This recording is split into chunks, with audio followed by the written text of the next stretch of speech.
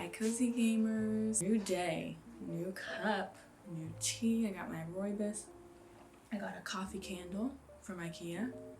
It's lovely, it's divine. And I might look presentable on top, but I have my sweats, trust. We don't play around here about coziness, okay? Sweats are on. But today I want to do a My Switch collection video. Real quick, I'm just gonna do a little intro. If you want to skip ahead to the collection, I'll put a timestamp in the description. I'm Kennedy, if you don't know me. Now we're friends, and there's nothing you can do about it. Now you're in the cozy family. It is what it is. Some of you might know me from Instagram or TikTok as Cozy Games. Cozy.games, actually. I post a lot of just exclusively gaming content there, and I could literally do that for the rest of my life. I love talking about games and posting about games, but on here I'm gonna do a little bit more varied content. Still general things that make you feel warm and fuzzy and cozy. Organization, routines, cozy recommendations, things like that. So someone on TikTok said this, and I'll never forget it, but they said my videos on TikTok feel like a warm hug. And that has shaped like the entire ethos of this channel. When I post a video, I want you to be like, yes, time for a warm hug, time for some cozy time.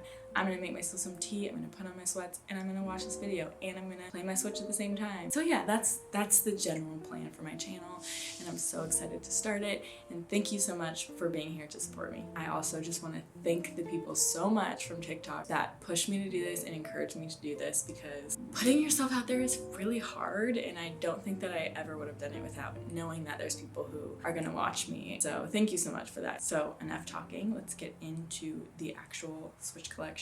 I'm gonna split it up into categories, and they're categories that make sense only to me, really. I'm sure some of you will be like, that's not adventure, but it makes sense to me, okay? So I'm gonna start with multiplayer games.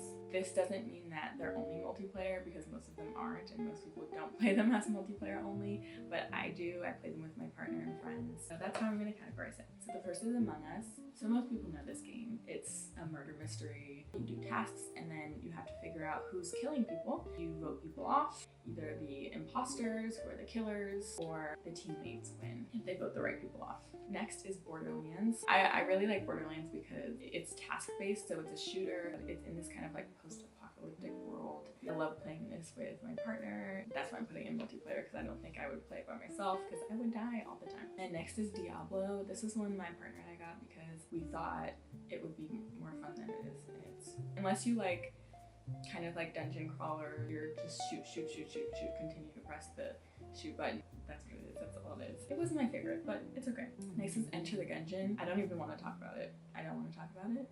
It was hard. We couldn't get past the first section. We hated it. The next is Hyrule Warriors Age of Calamity. I thought this would have more depth, and it's okay. The next one is Lovers in a Dangerous Space-Time.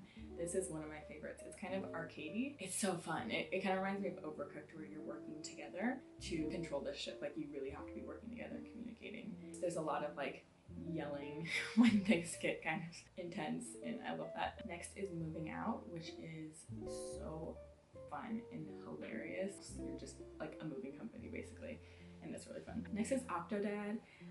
It's okay. You're controlling like the arms and limbs of like this octopus dad and trying to navigate through life. Next is Overcooked, and Overcooked 1 and Overcooked 2 are in like my top 10 favorite games of all time. So basically you're just like putting together food and serving it, and you can do it by yourself, because I don't know how, I literally don't know how you would do that. It's so fun together and so chaotic, and you're like throwing food at each other.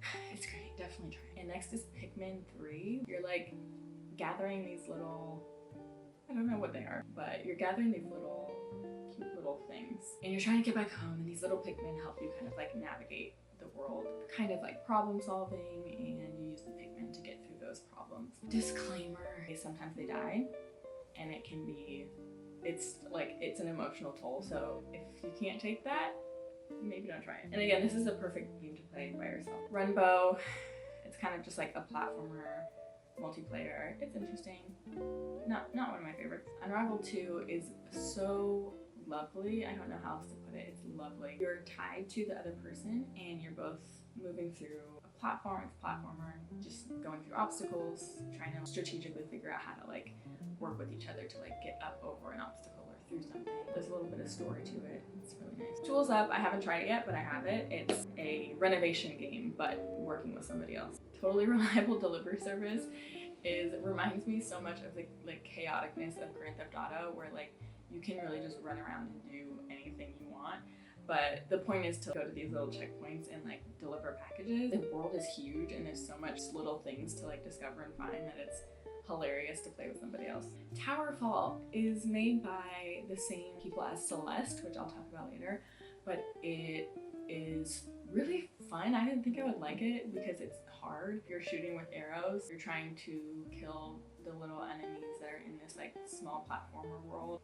It's fun, trust me. Super Smash, which is a classic. I play as Ness or Kirby. If you have any other player, it's not valid in my eyes.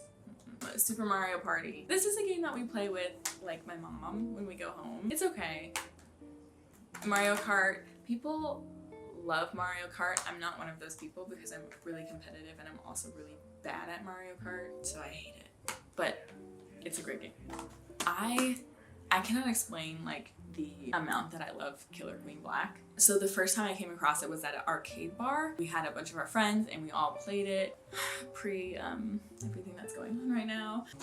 My cat is deciding to scratch on this floor to ceiling scratching post right now. I'm just glad he likes it. You know? So next is Just Dance, which I put in multiplayer because I don't really play it alone. During this past year, sometimes it was the only form of exercise I had. And it was like real exercise. I would be sweating. Just wholesome, good, dancey dance fun. They have a subscription where you can access all the songs, which is stupid, but Rasputin's on there, worth every cent. Everything. So my next category is platformers. The first is Celeste, which is so rage-inducing. I don't even know how to describe it, but it's beautiful. The soundtrack is beautiful, has a lovely storyline. Just overall recommend. Cuphead is equally rage-inducing, if not more. It's the coolest like 50s style cartoon animation. This is also fun to play multiplayer, but like if one of you is bad and one of you is good at it, someone's gonna be mad at someone, and I'm not gonna. I'm sure you can figure out who. So I just had to stop playing. Rayman Legends is just really nostalgic. That's why I got it. I used to play it on PlayStation 2, I think, and I just love the little wind-up hand. Just a solid game. Super Monkey Ball Banana Blitz. I put it in here because I don't know where else to put it, but it broke my heart. The GameCube Super Monkey Ball was one of the best games ever. It was my whole childhood. My brother and I used to play it all the time. We played it all the way through multiple times, and I wanted to scratch that itch, you know? This did not scratch that itch, and that's all I'm gonna say about that. Next category is puzzle games. First one is the Almost Gone. I haven't tried it yet. I bought it because it was cheap and I haven't tried it yet. The next is Gris, which is a beautiful, beautiful platformer. It's watercolor. It's like a story about grief, and a lot of people on TikTok told me that they used it to like actually help get over grief and loss and get them through really hard times, and I think that's really beautiful. Pan Pan, I don't know why. I think this was like the second game I bought on Switch because it was cheap and on sale. Haven't played it since. The puzzles are just kind of confusing, I guess. I don't know. Solo Islands of the Heart is the next one, and it's really lovely. It's reflective, you know? It asks you questions about your relationship status, if you're single, if you're together, if you're with someone, if you don't want to be with someone, and then it gives you kind of like reflective moments to just think about your relationship and think about what you want in life. It's very deep. It's very personal. I might be ready for a little contemplative moment, so I might have to pick that one back up. The next one is Katamari Reroll, and this is like the epitome of zany Japanese games. Like big universe god is telling you to just roll up all these little things in each world you go to into this big ball. It's relaxing, it's nice, it's fun to look at all the things, and just looking at your big ball of stuff is so satisfying. The next one is Uno, self-explanatory, really fun to play by yourself. I was like, ooh, I'm gonna have a fun time playing against the computer because the computer's got nothing on me. I'm an Uno champ. The computer did have something on me, so don't make that mistake.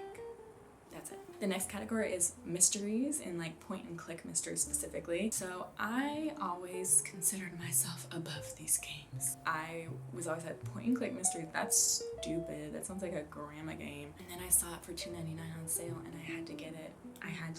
And I did get it. And I'm gonna get all of them now when they're on sale. I wouldn't get them when they're not on sale. I think they're like $14.99 when they're not on sale. But when they're $2.99, they're worth every single penny in that $2.99.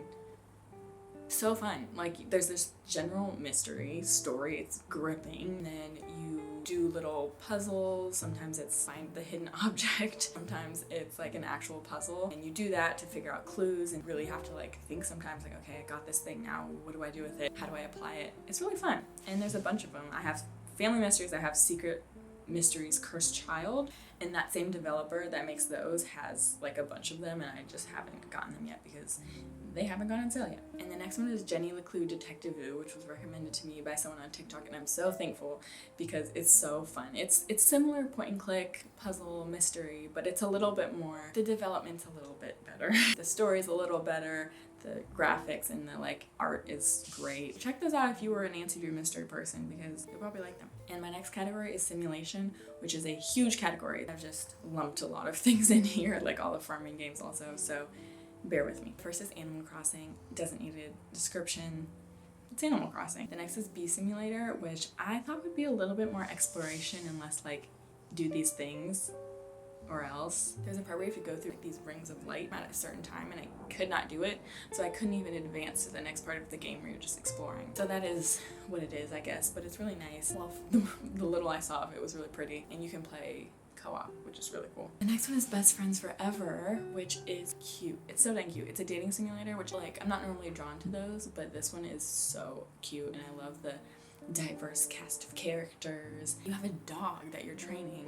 Amazing. The next is Calico, which is, I'm pretty sure running a cat cafe. I have it, I haven't tried it. Everybody loves it, so I'm excited to try it. City Skylines. I was never a SimCity person because my cities would always just like fall into state of disrepair and I didn't even know how. I thought I was doing great and all of a sudden they're like, your sewage is disgusting.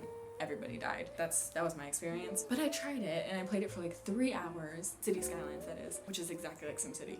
And the same thing happened. I thought I was doing great. I was like, yes, look at these roads, look at this organization.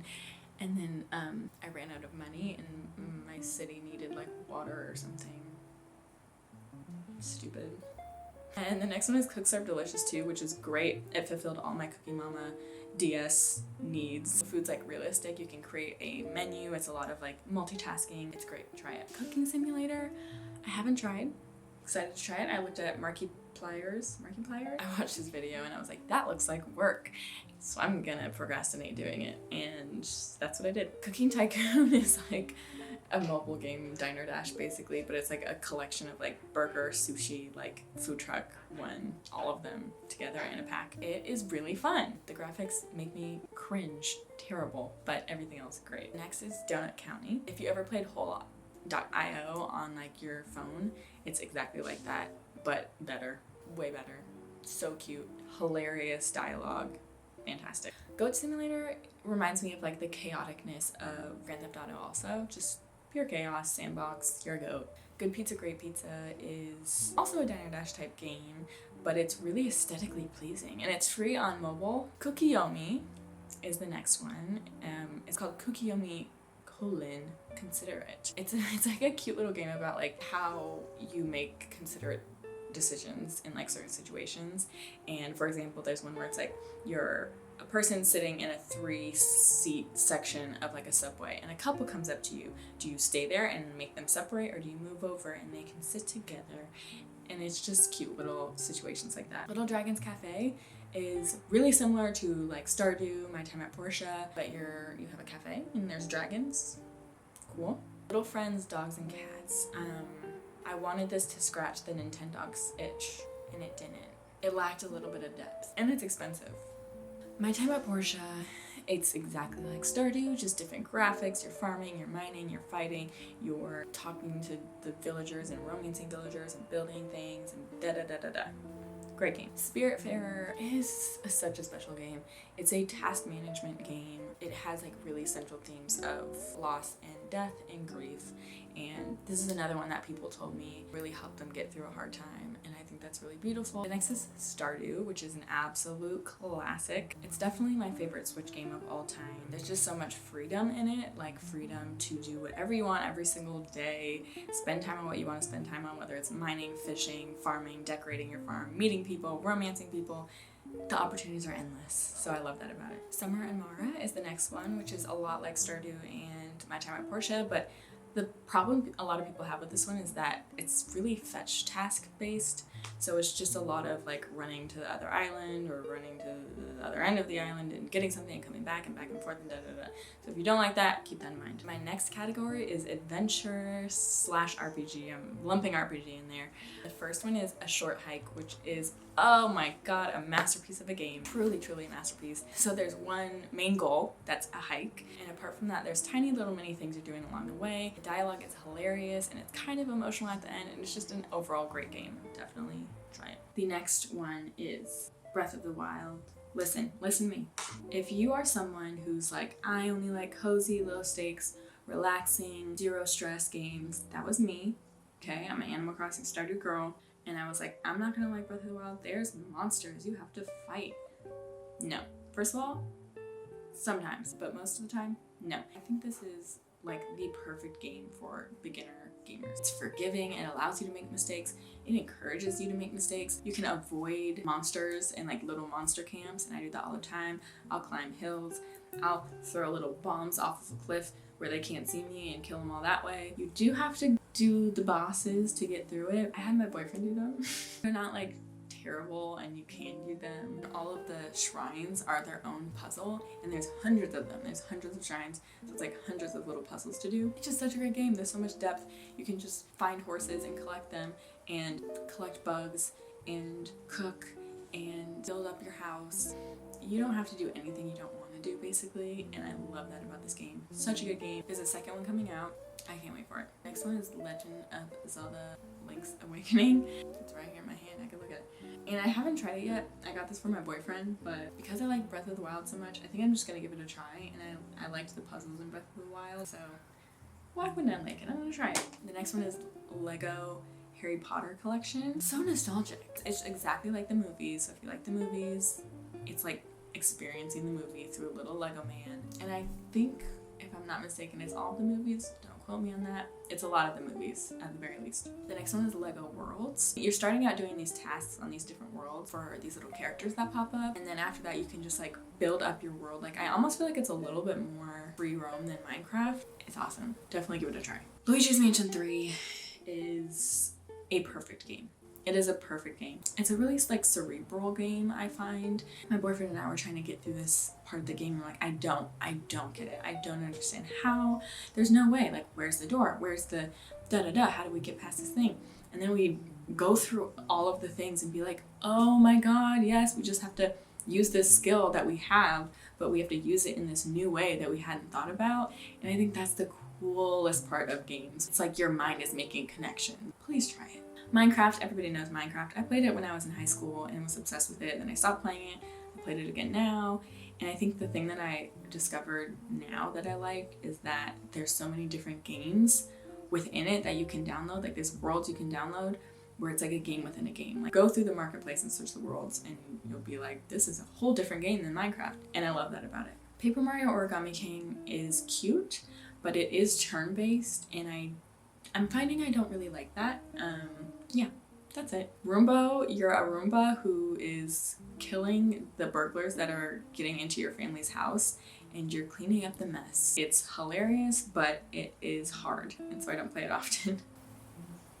Another great open world, just cozy in the same way that Breath of the Wild is. Just a great game. Like, you can ride your horse around for hours, you can freaking catch butterflies, I don't know, you can do whatever you want. But also something I didn't mention with Stardew, which is something you can do with Skyrim too. If you play on the computer, you can download all these mods that make it more exciting, more easy, more fun, more cute, like whatever you want it to be. You can download mods for it, and I think that's so cool, and I love that about Skyrim on the PC, and same with Stardew.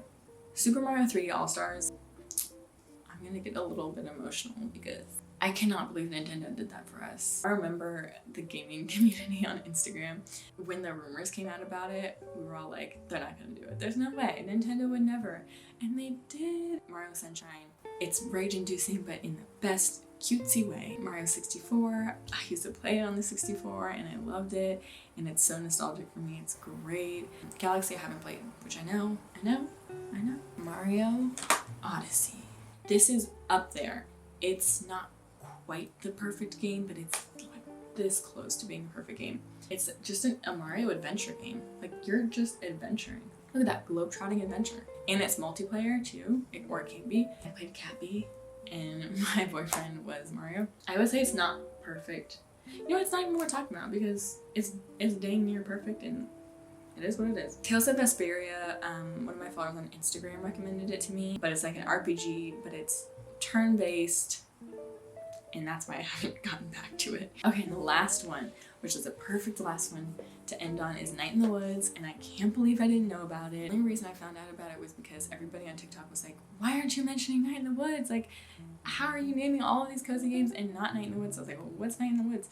And I tried it and was like, okay, I see the hype, I get it. You're May, this cat who's come home from college after she dropped out, and you're trying to figure life out, basically trying to figure life direction, trying to repair relationships. It's emotional. It's an emotional one. But it's great. That was a lot of games. Do I have a problem? I might. That's for another time. Maybe I'll do some reflecting when I play So Loud Under the Heart. Thank you so much for listening to me talk about games because I love doing it. Also, we have a Cozy Gamer Discord, and it's amazing. We talk about tea, we talk about life, we talk about everything, and then we play games together. It's so cute, it's so wholesome, everybody's so supportive, it's the best. Those links will be down below as well. Let me know in the comments. I'm gonna have to get used to that one. That's crazy.